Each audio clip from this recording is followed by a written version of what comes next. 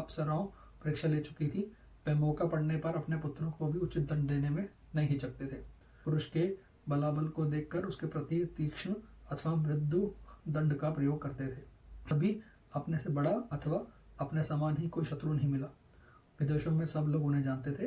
वे सभी बातों में बुद्धि द्वारा भली भांति विचार करके किसी निश्चय पर पहुंचते थे। जय श्री राम। आज हम वापिस आए हैं बालकांड के 7वें सर्ग के साथ, जहाँ पे हमने 5वां और 6वां सर्ग पढ़ा था, जिसमें अयोध्यापुरी का वर्णन था और वहाँ पे रहते हुए लोगों का और राजा दशरथ के बारे में बताया गया था। 7वां सर्ग आज हम शुरू कर रहे हैं, जिसके अंदर वहाँ के राजमंत्रियों के गुण और नीति का वर्णन किया गया है। तो बिना कोई देरी करते हुए श्री राम जी को नमन करके शुरू करते हैं। इक्ष्वाकु वंश के वीर महामना महाराज दशरथ के मंत्रीजनोचित गुणों से संपन्न 8 मंत्री थे, जो मंत्र के तत्व को जानने वाले और बाहरी चेष्टा देखकर भी मन के भाव को समझने लेने वाले थे। वे सदा ही राजा के प्रिय एवं हित में भी लगे रहते थे, इसलिए उनका यश बहुत फैला हुआ था। वे सभी शुद्ध आचार विचार से युक्त थे और राजकीय कार्यों में निरंतर संलग्न रहते थे। उनका नाम इस प्रकार था: दृष्टि, जयंत विजय, सुराष्ट्र, राष्ट्रवर्धन, अकोप, धर्मपाल और 8वें सुमंत, जो अर्थशास्त्र ज्ञाता थे।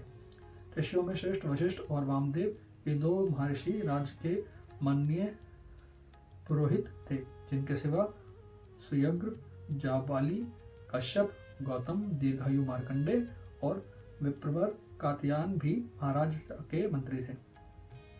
इन ब्रह्म ऋषियों के साथ राजा के पूर्व परंपरागत ऋषिद्विज भी सदा मंत्रियों के कार्य करते थे। वे सब के सब विद्वान होने के कारण विनयशील, सलज्ज, कार्यकुशल, जितेंद्रिय, श्री संपन्न, महात्मा, शस्त्र विद्याओं के ज्ञाता, सुदृढ़ पराक्रमी, यशस्वी, समस्त राज्यों कार्यों में सावधान, राज्य की आज्ञा के अनुसार कार्य करने वाले, तेजस्वी, क्षमाशील, कीर्तिमान तथा मुस्कुराकर बात करने वाले थे। वे कभी काम, क्रोध या स्वार्थ के वशीभूत होकर झूठ नहीं बोलते थे।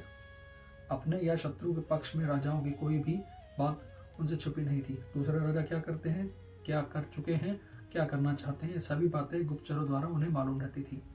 वे सभी व्यवहार कुशल थे। उनकी सौहार्द की अनेक अप्सराओं परीक्षा ले चुकी थी। वे मौका पड़ने पर अपने पुत्रों को भी उचित दंड देने में नहीं हिचकते थे। कोष के संचय तथा चतुरांगिणी सेनाओं के संग्रह में सदा लगे रहते थे। शत्रु ने भी यदि अपराध न किया हो तो उसकी हिंसा नहीं करते थे।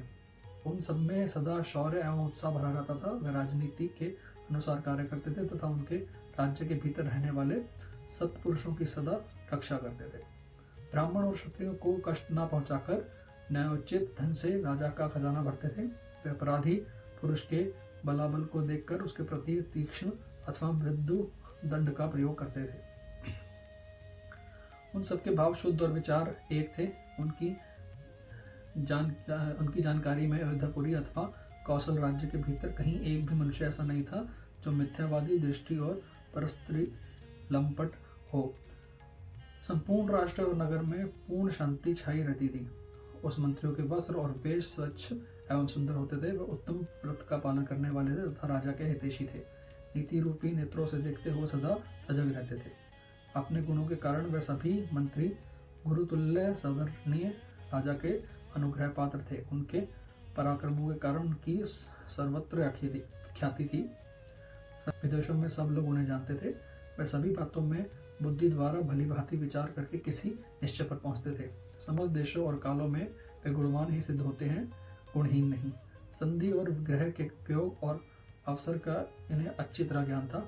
वे स्वभाव से ही संपत्तिशाली थे। उनमें राजकीय मंत्रणाओं को गुप्त रखने की पूर्ण शक्ति थी। वह सूक्ष्म विषय का विचार करने में कुशल थे। नीति शास्त्रों में उनके विषय जानकारी थी तथा वे सदा ही प्रिय लगने वाली बात बोलते थे। ऐसे गुणवान मंत्रियों के साथ रहकर निष्पाप राजा दशरथ उस भूमंडल शासन करते थे। वे गुप्तचरों द्वारा अपने और शत्रु राज्य के वृत्तांतों पर दृष्टि रखते थे। प्रजा का धर्म पूर्वक पालन करते थे तथा प्रजा पालन करते हुए अधर्म से दूर ही रहते थे। उनकी तीनों लोगों में प्रसिद्धि थी। वह उदार और सत्य प्रतिज्ञ थे। पुरुष सिंह राजा दशरथ अयोध्या में ही रहकर इस पृथ्वी का शासन करते थे। उन्हें सभी अपने से बड़ा अथवा अपने समान ही कोई शत्रु नहीं मिला। उनके मित्रों की संख्या बहुत थी। सभी सामंत उनके चरणों में मस्तक झुकाते थे। उनके प्रताप से राज्य के सारे शत्रु और चोर आदि नष्ट हो गए थे। ऐसे देवराज इंद्र स्वर्ग में रहकर तीनों लोकों का पालन करते हैं, उसी प्रकार राजा दशरथ अयोध्यापुरी में रहकर संपूर्ण जगत का शासन करते थे।